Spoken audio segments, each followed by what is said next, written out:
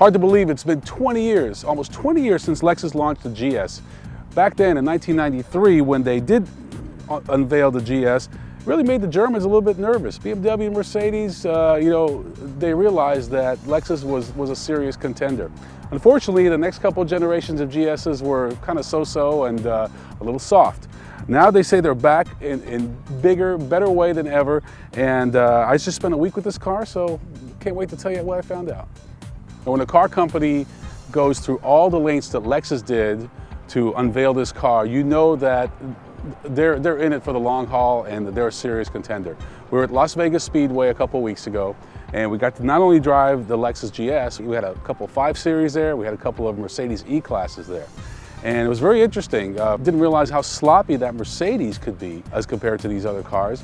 And the steering on the BMW was a little bit heavy. But that was then, this is now. I just spent a week with this car. I put about 700 miles on it. It's a very comfortable car. The interior is a wonderful place to be, much upgraded, much improved. So, bottom line, if you're gonna spend $60,000, I think you have a certain expectation, and it still seems that even though BMW and Mercedes may not do some things as well as Lexus does, it comes down to that cachet, and they have it, and Lexus, at least in this segment, just doesn't quite have it yet.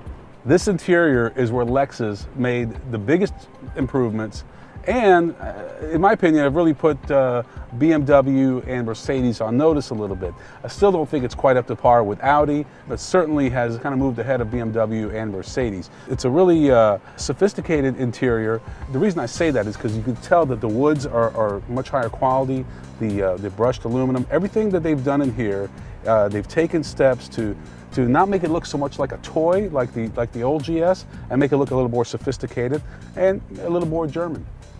So the 3.5 liter engine in this Lexus GS produces 306 horsepower, 277 torque. It's a really good engine. It has a 6-speed automatic, which I'm kind of glad they did, as opposed to the 8-speed, which might have spent a little too much time looking for that right gear. But it just seems to be missing that little something. Now this is the GS all-wheel drive. There's also an F Sport, which does have a little nicer note to it. And if you're performance oriented, I definitely recommend that vehicle.